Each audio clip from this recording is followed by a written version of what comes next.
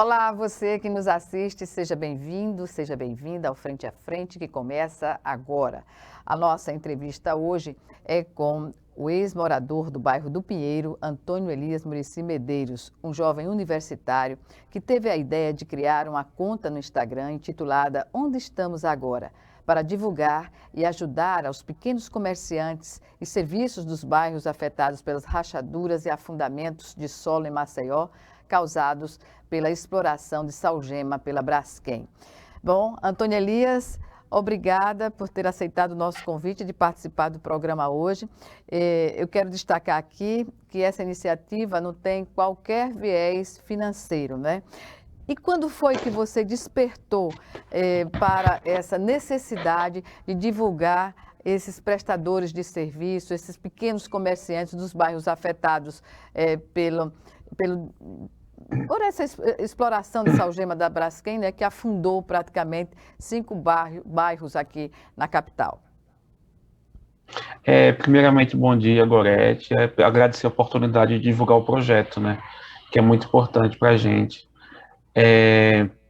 A ideia partiu do seguinte: eu e uma amiga minha, que eu sou ex-morador, e ela ainda mora lá, mesmo com essa situação, ainda não se mudou.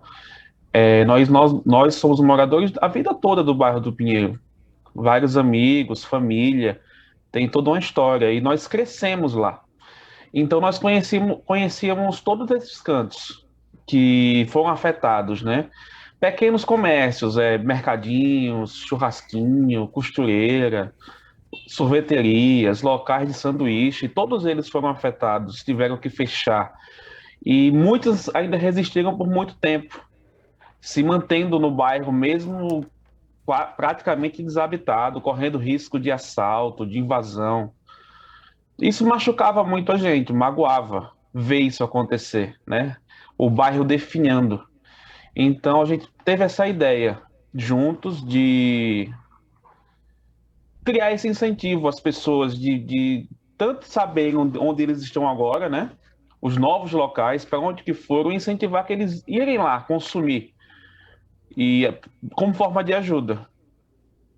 É porque é uma situação muito difícil, não é, para quem tinha o seu pequeno negócio e não teve ajuda financeira para se recompor até em outros locais. Vocês já detectaram por meio do Instagram que novos endereços das pessoas que comercializavam no bairro? Sim, sim, a gente descobriu várias páginas, alguns nem tinham e passaram a criar devido à situação, outros já tinham antes, e a gente saiu localizando cada um deles, mandando mensagem, conversando, explicando o projeto, explicando o que é ex-morador, e perguntando, né, da situação deles, poxa, onde é que vocês estão agora, como é que foi a mudança, teve muito problema, muito prejuízo. E eles dão um retorno, né? Eles gostam, eles agradecem a gente divulgar também, porque eles divulgam na página deles, mas tem aquele pessoal que está sempre ali. E através de outras divulgações atinge outras pessoas, né? Que não estão vendo. Uhum. Antônio Elias, qual é a sensação de quem morou no bairro por 20, 30, 40, 50 anos? Não é o seu caso, mas você já é universitário, acredito que mais da metade da sua vida você morou no bairro, não é? Então, o que dizer eh, após a desocupação, não é? Esse cenário, parece cenário de guerra que se observa, sobretudo ali naquela região do Pinheiro e do Jardim das Acácias. Como é ver o bairro nessa situação, para vocês jovens? É terrível, é coisa para nós jovens, é coisa de filme, é coisa de ficção, é coisa que a gente vê assistindo uma série. Não parece verdade, é muito absurdo, né? É um caso muito único. Eu nunca vi isso aqui no país. E minha família, por exemplo, estava naquele apartamento que já foi demolido, inclusive, desde a construção, desde que a chave foi entregue. Então, tinha uma história ali de vida de várias pessoas. Eu fui só o último a morar lá, o mais novo a morar lá. Mas desde da avó, mãe, tias, primos, todos passaram pelo mesmo apartamento, que hoje não existe mais. Isso falando do meu caso. E cada pessoa ali tem uma história diferente, e triste e lamentável. Qual é o sentimento que você tem de como as soluções, digamos assim, para os moradores foram conduzidas pela Braskem?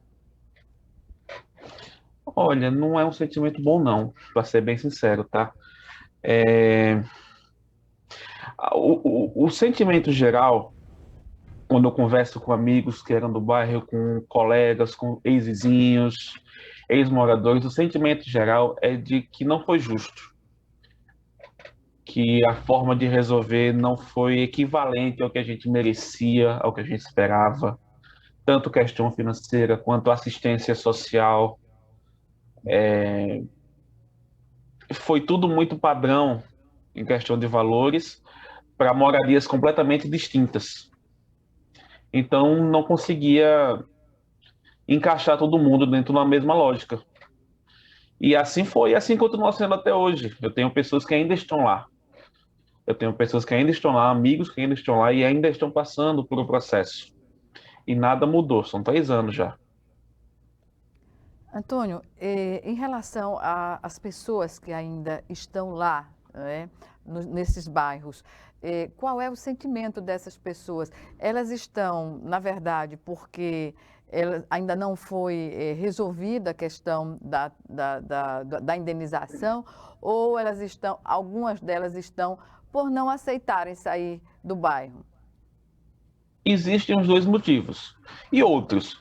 Mas o sentimento principal hoje de quem está lá e quem me fala é medo. Porque você mora numa rua que antes tinham 30, 35 casas ocupadas, hoje tem 3, 4. Então, pagam vigias para ficar lá 24 horas por dia.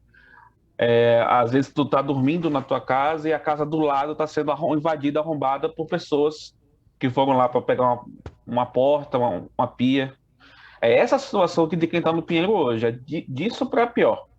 E tem pessoas que têm casas lá muito grandes, que não é justo receber, por exemplo, os R$ 1.000 por mês que eles oferecem, que comparado à casa que aquela pessoa mora, não paga um aluguel. Não faz sentido. Então essas pessoas não aceitam essa situação, essa imposição. E dizem, não, só vou sair da minha casa quando eu receber a indenização justa, mesmo que demore. Grande parte dessas pessoas tem judicializado a situação, né?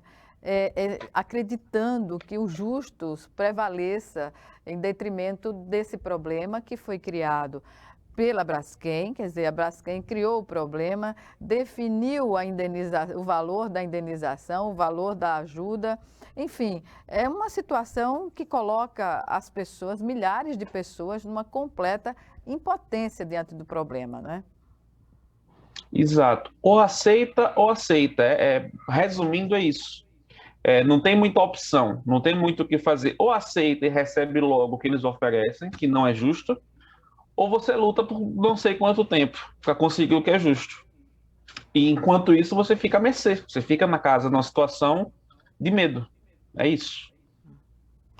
Antônio, muitos jovens, sobretudo, não é, trabalhavam até nesses 5 bairros atingidos, não é? Sim. Que tiveram que ser desocupados. Eu pergunto, você também está nessa situação de desemprego em relação a isso? Hoje sim. Hoje sim. E não tá fácil, né? Porque, veja, foi um combo. Aconteceu a situação do Pinheiro e um ano depois da situação do Pinheiro veio a pandemia. Então, para quem estava ruim, ficou muito pior.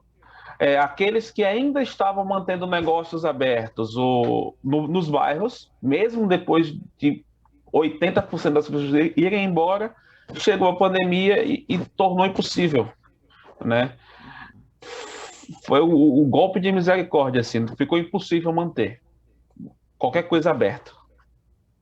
Qual é, o sentimento que os moradores têm da organização dos próprios moradores por meio de entidades que têm se colocado à frente na defesa dos direitos dos moradores desses bairros? Olha, eu já estive mais envolvido, estou voltando a me envolver agora com o próprio projeto que a gente criou, mas existem outros. Desde o começo que existiu o SOS Pinheiro, Depois criaram o SOS Pet Pinheiro, que é para cuidar dos animais que foram abandonados nos bairros, à medida que ele foi sendo desocupado, cães e gatos principalmente. E tem dado muito resultado. As pessoas se conhecem, as pessoas se ajudam, trocam informações necessárias, extremamente válidas, e juntas elas buscam o direito, o dever, né, na justiça, que sozinho provavelmente não conseguiria. Pois bem, essa questão que você levantou dos animais que foram abandonados com a saída dos É moradores, isso é terrível. algo inacreditável, né? As pessoas, o que é que se sabe em relação a essa atitude?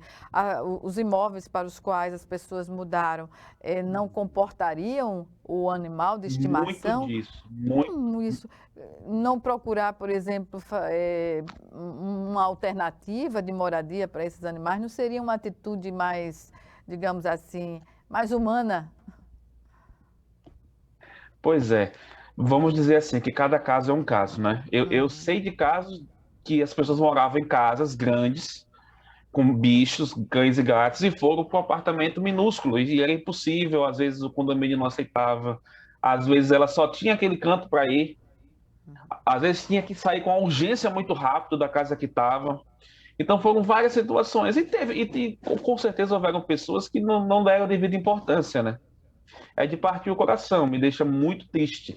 E existe esse projeto que eu não é meu, não faço parte, mas é ótimo divulgar também, que é o SOS Pet Pinheiro, tá no Instagram.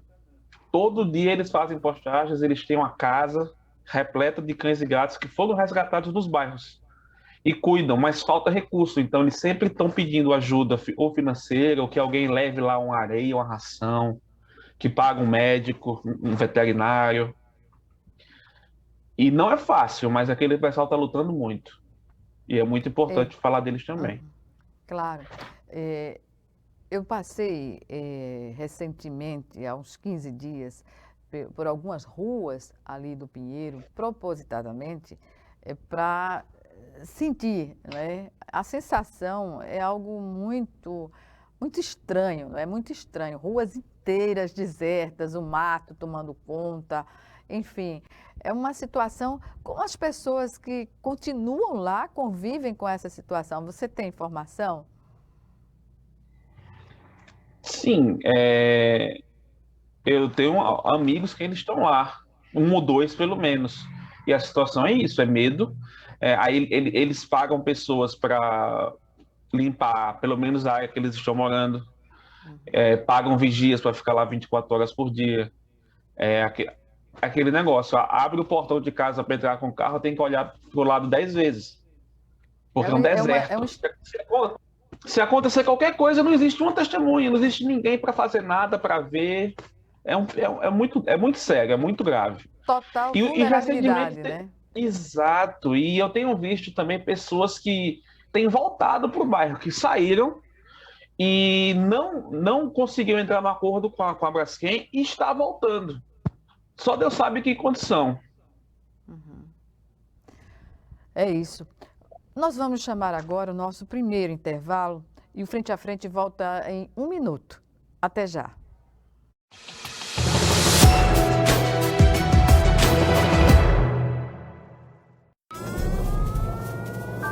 Há mais de 40 anos, um grupo de médicos criou uma organização de emergência médico-humanitária capaz de oferecer ajuda às pessoas em meio a desastres naturais, epidemias ou guerras, atendendo os mais necessitados sem se importar com raça, religião ou ideologia. Hoje, Médicos Sem Fronteiras envia equipes totalmente preparadas para responder a emergências por todo o mundo. Nossos profissionais são financiados por pessoas como você e eu. Conheça-nos, participe, apoie, porque juntos chegamos mais longe.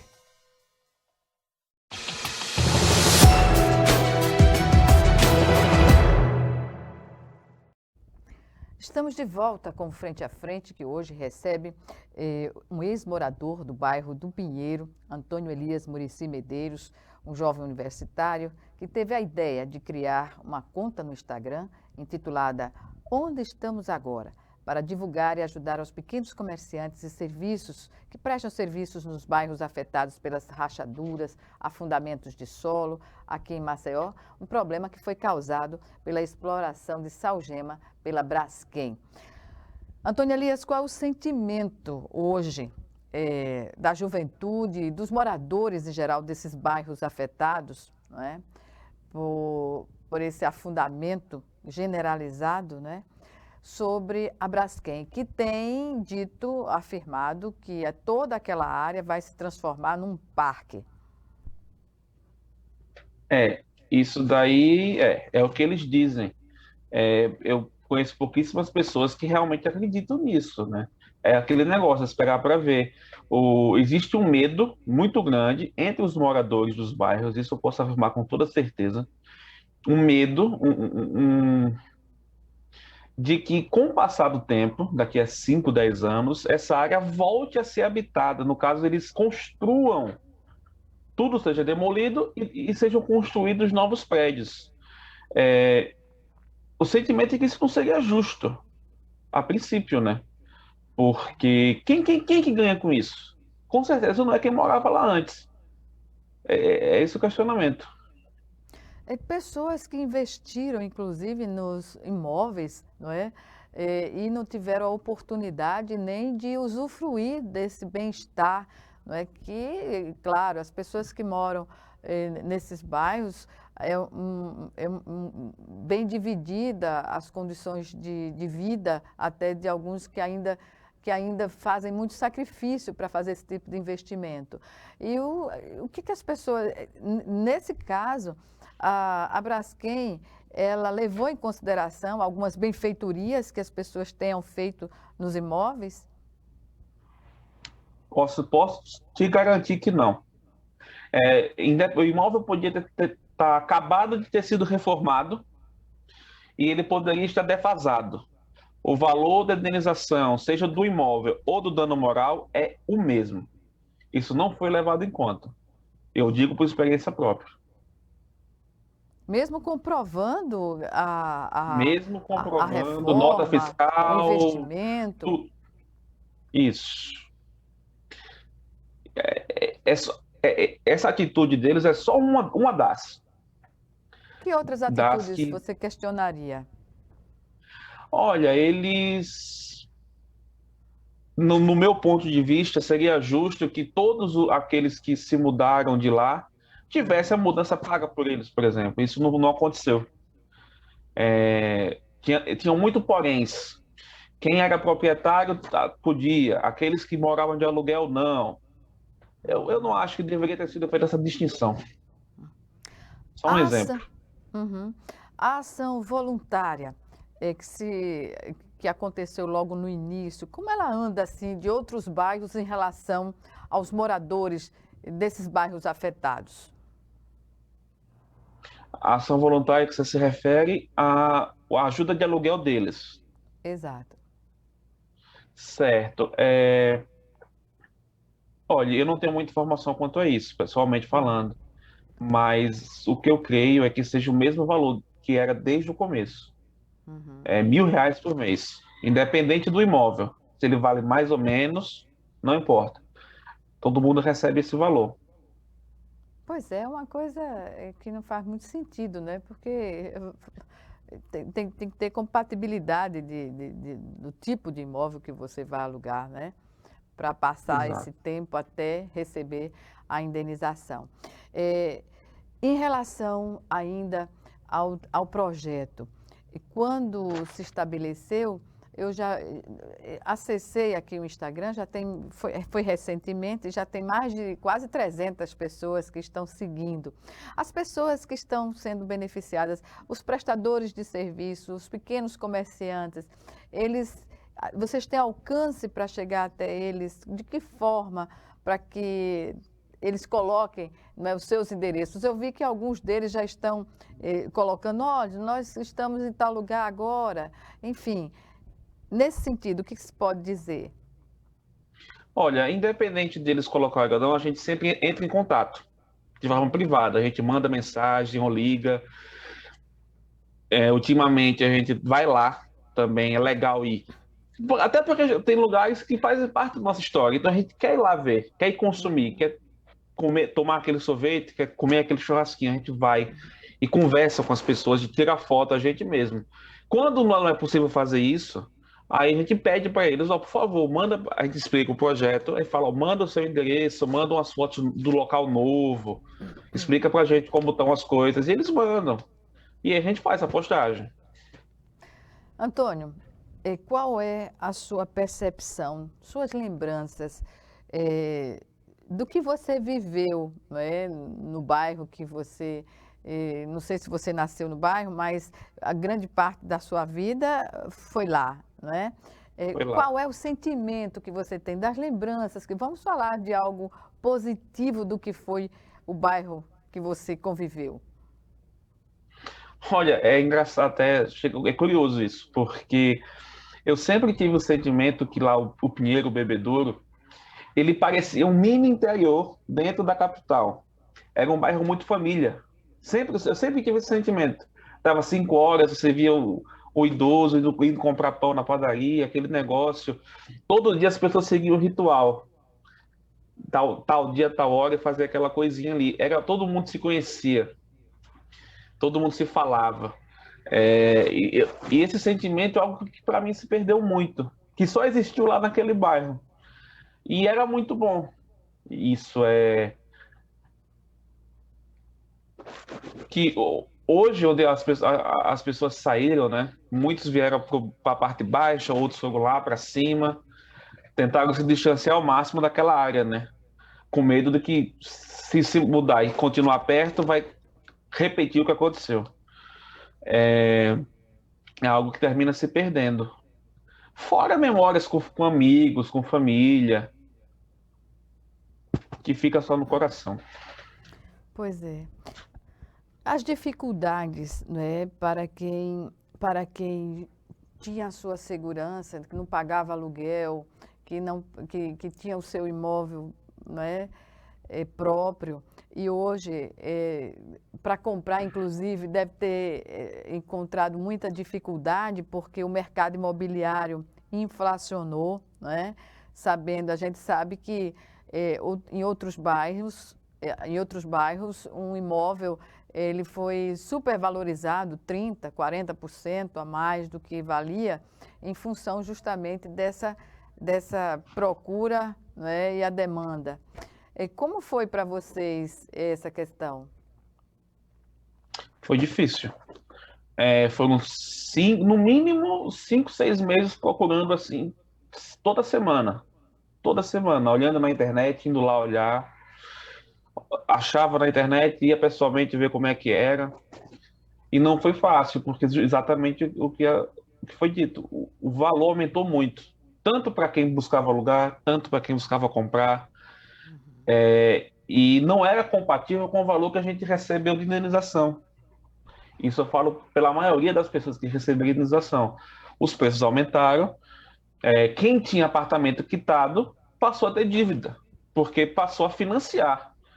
Aí você sai de uma estabilidade, que o apartamento era seu, você não pagava aluguel, você não pagava financiamento, e entra na sua vida um pagamento de 10, 15, 20 anos que não existia. E quem paga por isso é a gente, né? A Braskem não é ninguém.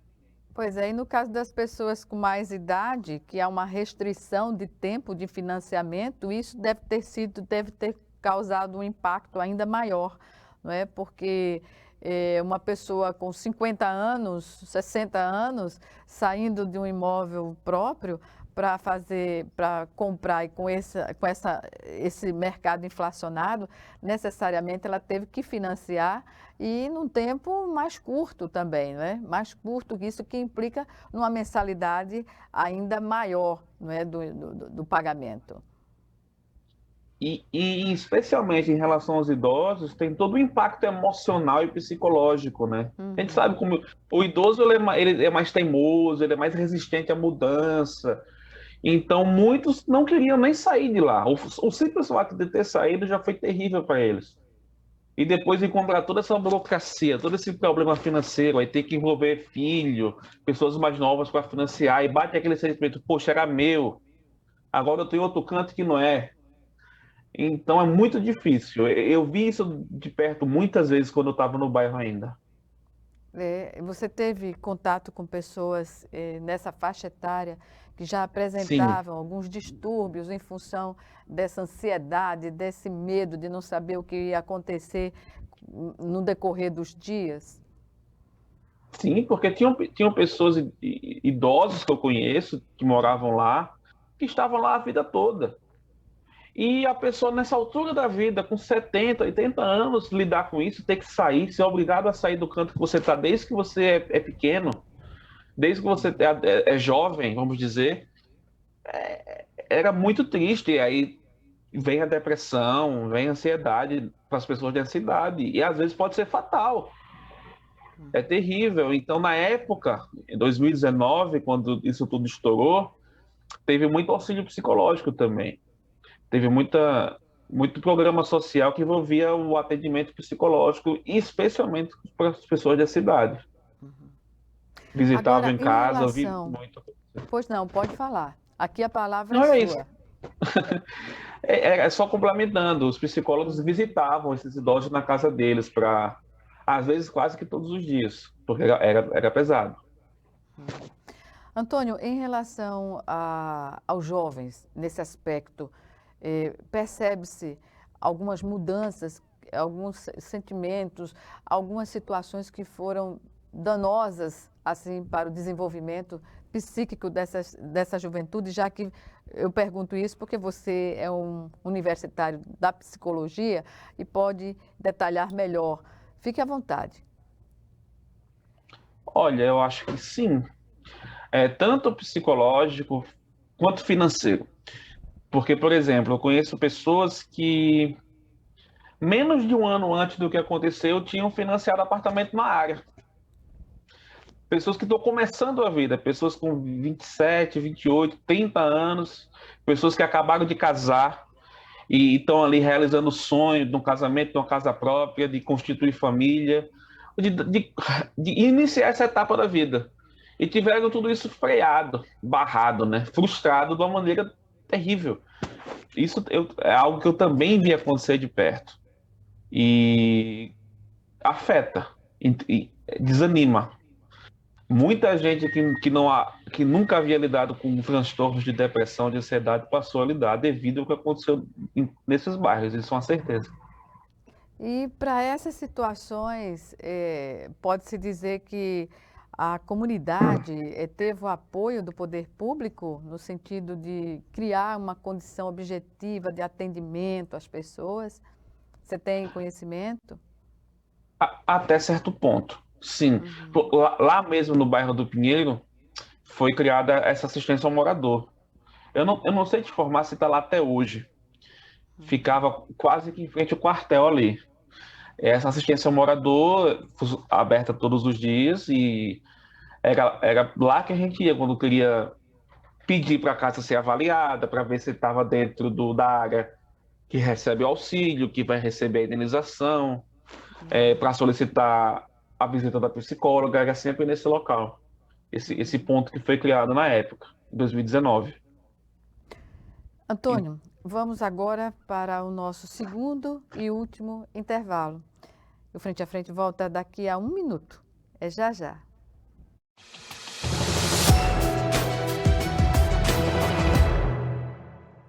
Se tem algo que precisamos ficar de olho, é na segurança das nossas crianças e adolescentes.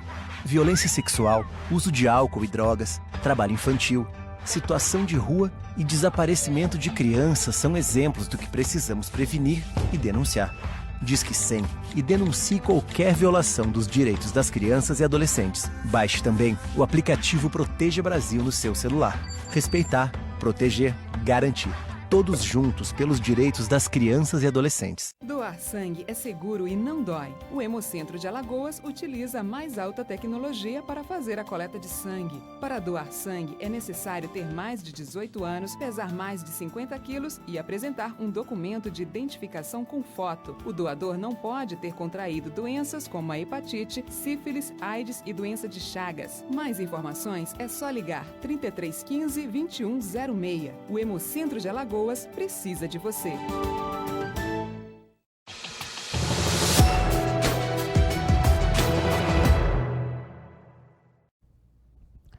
De volta para o último bloco do Frente a Frente, que hoje recebe um ex-morador do bairro do Pinheiro, Antônio Elias Muricy Medeiros, um jovem universitário que teve a ideia de criar uma conta no Instagram intitulada Onde Estamos Agora, para divulgar, ajudar aos pequenos comerciantes e os prestadores de serviço nos bairros atingidos pelas rachaduras e afundamentos de solo causados pela exploração de salgema pela Braskem. Antônio, são 5 bairros, não é? Pinheiro, Mutange, Bom Parto, Bebedouro e parte do Farol. Só que o Pinheiro foi o epicentro, digamos assim, de todo o problema. Qual foi a sua experiência quando se detectou, não é, com aquele abalo que o bairro teve e daí foram sendo descobertas a gravidade do problema? Vocês morando ainda, não é, em edifício e vendo rachaduras ocorrerem, como foi esse momento? Gorete, foi foi um terremoto, né? As pessoas falam. Se eu não me engano, eu não vou saber se foi 2018 ou antes que aconteceu esse abalo, né? Mas só nos últimos meses de 2018 que começou a ficar muito, muito grave a situação. Em relação ao nosso apartamento em si, tinham rachaduras nas paredes que quando chovia entrava água em casa. Era nesse nível. E assustava. Porque você pensa, poxa, tá molhando, o prédio vai ficar fofo. E o medo do desabamento vinha muito disso também, das épocas de fortes chuvas. E o bairro do Pinheiro sempre foi conhecido por alagar muito. Aquela rua ali, Miguel Palmeira, só um exemplo do quanto ficava o bairro inundado na época de chuva. E isso, somado às rachaduras, era muito assustador. Estar lá, morando lá. Pois é. E a comunidade, os moradores em si, ainda em 2018, já receavam de algo mais grave a acontecer? Olha, ou não se tinha que eu ideia? me lembre, não. Não se ideia da falava nisso. gravidade do problema. Não é algo que a gente conversava entre si, moradores, não. Quando começou a ficar grave e vir fazer cobertura, televisão, essas coisas todas, e começou a se ter noção do que estava acontecendo. Agora eu pergunto, quando o problema realmente aconteceu, qual foi o primeiro sentimento das pessoas em relação àquilo? Olha, teve de tudo. Tinha gente que não acreditava, né, que negava, que dizia, isso é besteira, isso vai passar, isso é só agora e daqui a pouco tá tudo bem. Tinha algumas pessoas assim, mas a maioria não. Eu não era uma dessas pessoas. Tinha muita apreensão, muita incerteza do que vinha. Eu confesso que no começo eu nem cogitava que teria que sair de lá. A maioria das pessoas não cogitavam isso. A gente achava que existia um problema, mas que seria resolvido e que seria tratado de alguma forma, que não ia chegar ao ponto que chegou. O sentimento inicial era esse. À medida que as coisas foram se desenvolvendo e a realidade foi batendo, então era muito triste. O clima do bairro ficou muito pesado. Era coisa de você entrar no supermercado do bairro e um silêncio que não existia antes. Do atendente do caixa tá cabisbaixo. Era desse nível. Os últimos meses foi uma coisa muito, muito triste, muito pesado. Pois é, de tudo que você falou aí, o que mais, digamos assim, chamou a minha atenção é essa questão dos idosos, não é? Das pessoas que tinham sua vida já tranquila, mesmo não sendo idoso, também de meia idade, e que passou a ter um problema a mais, mesmo com a avaliação feita pela Braskem, o pagamento dessa indenização, que até hoje há contestações judiciais, né, de moradores que ainda não definiram sair do bairro, enfim. isso é uma marca indelével, vai ficar, não é? Não só para quem, porque avós, pais, juventude, está todo mundo dentro de um contexto único, não é? Gorete, faz parte da nossa história. É isso. Os mais jovens, os mais velhos, muita gente era um bairro com muita gente, muito grande. E somando os 5 é muita gente. E eu tenho certeza, eu digo com toda certeza que nós, ex-moradores, nunca vamos deixar essa história morrer.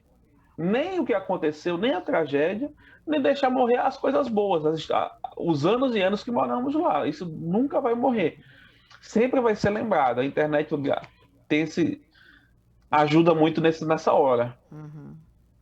Pois é, independentemente de a comunidade, não é, de os moradores estarem dispersos em outros bairros, isso significa que estão atentos, unidos, no sentido de manter, de verificar o que está sendo feito lá no bairro. Há esse sentimento. Isso. É exatamente isso. Grupos de WhatsApp, grupos em outras plataformas de ex-moradores que moravam todos no mesmo prédio, ou na mesma região, na mesma rua. Tudo isso existe. As várias páginas de Instagram voltadas para o Pinheiro, que existem algumas, e dessa forma as pessoas mantêm contato. E no momento é o que restou.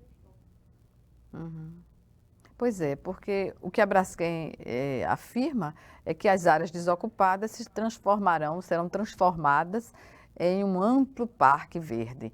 É isso que a população quer ver, não é? E não outra coisa além disso, naquele local. Nesses locais. Nós achamos que é certo e justo. Que vire uma área verde. Aí, só que a gente se pergunta, poxa, como que será essa área verde? Aberta à visitação? Quantas pessoas? Porque se o problema é transitar, nem carro passa lá mais, né? E em alguns pontos não existe mais trânsito de carro, de ônibus, pelo medo de afundar o solo, o peso do veículo. E como assim um parque, né? De que forma? São cavernas as pessoas vão imensas que foram surgindo com a extração de salgema, né? E como é que as pessoas vão transitar nesse parque e não vai ter risco, se esse risco existe hoje? São questionamentos que ficam, né? Se vai ser uma coisa fechada, uma área de preservação que ninguém vai, se vai ser um parque para as pessoas irem passar o dia, como é que vai ser isso? Não sei. Fica aí a interrogação, não é? Algo para que Exato. a própria empresa comprove e tenha credibilidade nesse sentido, né? Porque a credibilidade ficou arranhada porque foram muitos anos de extração desse algema, sabendo-se que o método não estava seguro, não é? Pois é, e veja, eu e os mais jovens não tínhamos esse conhecimento. Os mais velhos, alguns tinham. Mas depois que estourou essa bomba, né, essa situação, começaram a surgir muito matérias jornalísticas, jornal impresso, da época, dos anos 70, dos anos 80, já dos moradores do bairro protestando contra a extração de salgema na área. Eu não fazia ideia, foi uma surpresa quando eu descobri isso. Em área urbana, Exato. densamente Naquela povoada. época, as pessoas já alertavam que isso podia acontecer há 30, 40 anos atrás. Houve esse alerta. As pessoas disseram, não venham fazer isso aqui. E foi feito mesmo assim. E hoje a gente tem um resultado. É algo, ao meu ver, deliberado e criminoso. Sob os olhos de todos nós, né? Antônio, voltando à mobilização que se pretende ampliar agora com o Instagram, qual é a expectativa que vocês têm nesse sentido? Olha, a expectativa da gente é atingir o máximo de ex-moradores possível. Não há nenhuma pretensão pessoal e individual em nada disso. Você antecipou uma pergunta, né? Uma pergunta que eu iria fazer justamente nesse sentido. o que vocês estão fazendo é uma ação voluntária que não tem nada a ver com comércio, não tem nada a ver com financeiro, não tem nada a ver com política partidária, nada, Não, né? nada. É, é, é até meio amador, não existe um lado profissional nisso. Não existe uma empresa de marketing, ninguém pediu para a gente fazer, é algo que veio do coração mesmo, como ex-morador, como alguém que sentiu na pele tudo que aconteceu ali e quer ajudar aqueles que a gente conhecia, que a gente consumia do mercado dele, do negócio que ele tinha. É pura e simplesmente isso. Não há nenhuma pretensão além dessa. E a nossa expectativa é isso. É cada vez mais atingir mais essas pessoas, esses pequenos empresários que estavam lá, pequenos comércios que estavam lá. E Mas é que uma... quem era ex-morador continue, Aham. continue tendo contato com aqueles locais que marcaram a vida da gente, né? É isso. Pois é. Mas é uma iniciativa louvável que pode aí desencadear mais desdobramentos positivos nesse sentido, né? Eu Espero. pergunto, como as pessoas têm reagido, se posicionando frente a essa iniciativa? Bom, tem sido muito positivo. É recente, não tem um mês ainda que a gente começou, é bem novo, né? Divulgamos já 3 locais e tem outros engatinhados já para os próximos dias, mas ainda é só o começo, ainda é pouco, ainda tem poucos seguidores, ainda tem uma pouca visibilidade. A expectativa da gente é que isso cresça, né? Que a gente consiga um link com as outras páginas que envolvem o Pinheiro e todo mundo se ajude, troque informação, que os ex-moradores sigam e tenham interesse em saber onde estão aqueles locais que são até especiais. Quem já conhece pode disponibilizar também o endereço do Instagram, né? Nos grupos de WhatsApp ou E sim, Telegram. outras redes é exato, que achar melhor. Aham. Quanto mais, É onde possível, né, estamos fazer agora, isso, né? ampliar o Isso. conhecimento sobre essa proposta. Uhum, com certeza. Antônio, nós estamos nos 2 minutos finais da nossa entrevista e aqui eu gostaria de fazer uma pergunta e, na sequência, que você fizesse suas considerações finais que achar necessário. Qual é o seu sentimento hoje diante do que aconteceu nesses 5 bairros? Nossa, o sentimento hoje ainda é de revolta. É muito difícil aceitar. Eu acho que eu falo por todos quando eu digo isso. É muito difícil aceitar. É muito difícil digerir o que aconteceu. Algo que poderia ser Mas, evitado, não é? exato, exato. É isso. Por consideração final, peço que conheça o nosso projeto. Ex-moradores, e quem não é também, as pessoas da cidade, né? Mas especialmente os ex-moradores. Estamos disponíveis o tempo todo para divulgar para vocês onde é que estão esses locais, né? Aquele sanduíche, aquele churrasquinho, aquele mercadinho, a sorveteria que você foi a vida toda. É isso que a gente busca. As E pessoas que fizeram parte dessa história. que estabeleceram vínculos, não é? Vínculos de amizade, enfim. Olha, foi Exato. um prazer conversar com você. Boa sorte nessa tarefa de integrar as pessoas numa ação solidária, que isso é nada mais, nada menos que solidariedade. Obrigada e até uma próxima oportunidade.